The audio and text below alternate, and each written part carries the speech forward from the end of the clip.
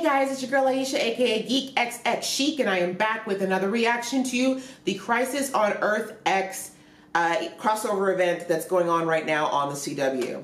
So we are on the third part of this event. The first one was under the Supergirl banner, the second one under Arrow, and now this one is under the banner of the Flash. So super quick recap of what we learned in the second part, and in a nutshell, we just discovered that Kara X, that's what they're calling him on the show, and I think it's a little bit easier to keep track of between the two Karas. Kara X is dying because she flew too close to the sun, and now she's slowly been dying, and apparently a new heart is going to fix the problem. She needs someone, of course, who's a Kryptonian to do this, and they want to use Kara, and they have stolen a prism that apparently can mimic the red sun of their home world on Krypton. And as we know, the red sun is actually poisonous. Not poisonous, but it renders Kryptonians to be more like humans. So, you know, the Earth's yellow sun is what gives them their strength, and the red sun basically makes them human again. So that's what they want to use so that they can make Kara vulnerable enough so that they can actually remove her heart and put it into Kara X. The group did not do so well in the last episode either. We saw that unfortunately they were bested by the group. They set up Oliver X's plan to split up the group, have most of the heroes show up at that warehouse while he went over to Star Labs and neutralized anybody who could stop them there. Actually seemed to be working. We're going into the third part, and I have to think that our group's going to try to get themselves off of Earth X and back to their home. I feel like we're going to see some more doppels, and potentially one of them might help them get out, but either way, we're not going to know until we watch the episode, so why don't we jump right in and then we'll chat after, okay? Boop. I wish I shared your sentiment, but in all my travels to distant times, one thing sadly remains constant is man's ability to feel hatred for other men. Right? I was about to say the same thing. Well said, Mr. Stein. What's the pink triangle for? What did you do? Russell Tovey? I love the wrong person. Transmute us out. With pleasure. I can't vibrate through them either. I pretty much figured they were power inhibiting. Meanwhile, back at the ranch. Cisco! I missed you! Really? The chair and everything? Just disrespectful. Where are my friends? Your friends? They're on Earth X. I wouldn't worry about your friends too much because they're not going to be alive much longer. Aw, it's cute that you believe that. I'm gonna crack you open like a walnut. And I'm gonna take your healthy heart. I'm gonna put it in her. So, somehow I don't have a lot of faith in Eobard's surgical skills. Get you going. Call me crazy.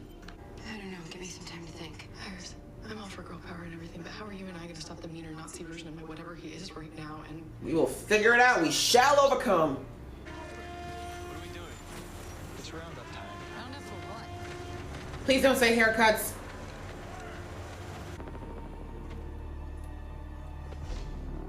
Of course. Of course it's him.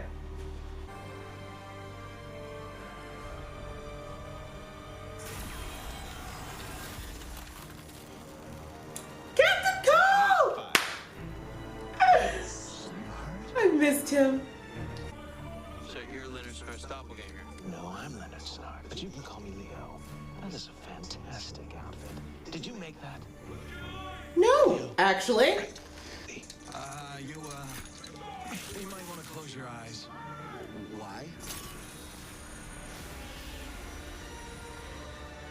Because of that.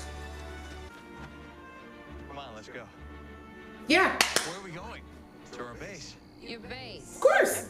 Why are we asking questions? Let's go. Exactly the same thing about you all. You might have to tell us on the way. Yeah. Jeez Louise. Time and place for the questionnaire, kids. We're not that different from them. Exactly. Please. We're everything they want to be. Blonde. No thanks. I'm very happy with my melanin girl. I'm not like you. The world isn't made better by protecting the weak. It's made better by getting rid of them. Okay. If that's the case, then shouldn't you get rid of yourself, Kara, since you're dying? I saw you at the Shh.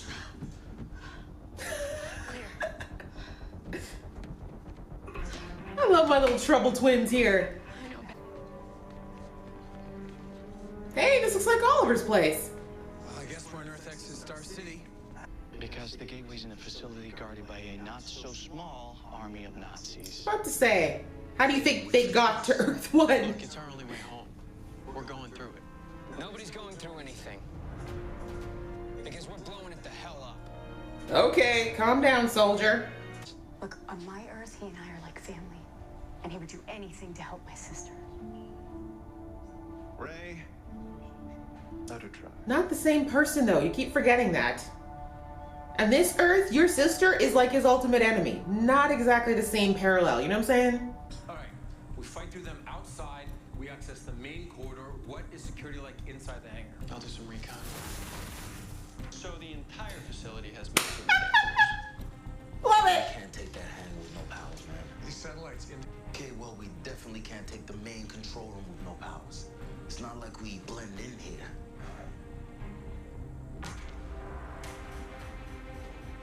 What's that? I think I know how to get in. Oh, yeah. Duh. You look like the boss.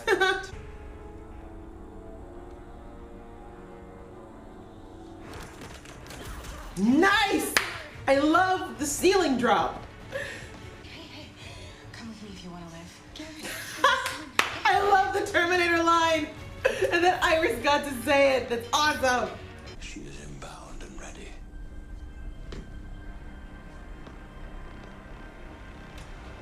Okay, if this one's anything like his doppelganger, he's very perceptive. He's probably gonna blow Ollie's cover, but we'll see. The Velenrider is fully operational. Oh my gosh, it's the Wave Rider, but for Nazis. Ew. So turn the power back on. I can't, because the system has been encrypted. By who? By Miss Smoke. I'm smarter than you are.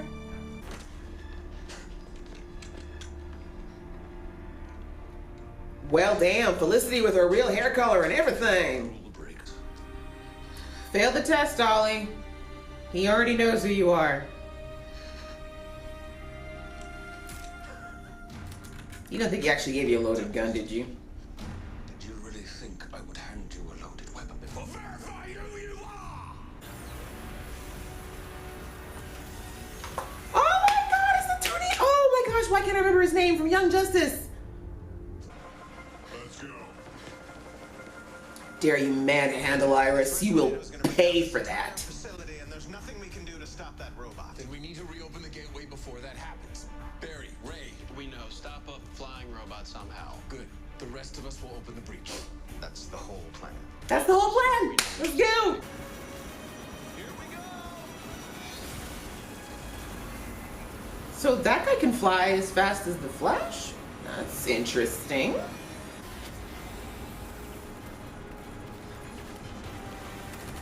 Please don't do anything to Mr. Stein. Woo!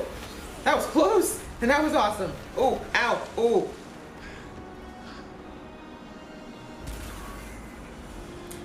I think it's fair to say that was a fail.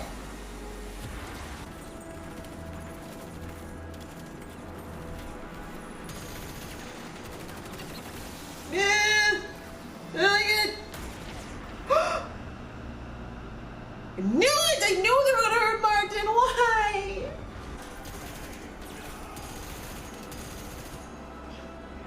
No, not cool. It's not okay, guys. That is not okay. It is not okay to end it like that. Why? Throw something if everything around me wasn't so damn valuable. Okay, well, that was this was the third part of the Crisis on Earth X special event, which was under the Flash episode.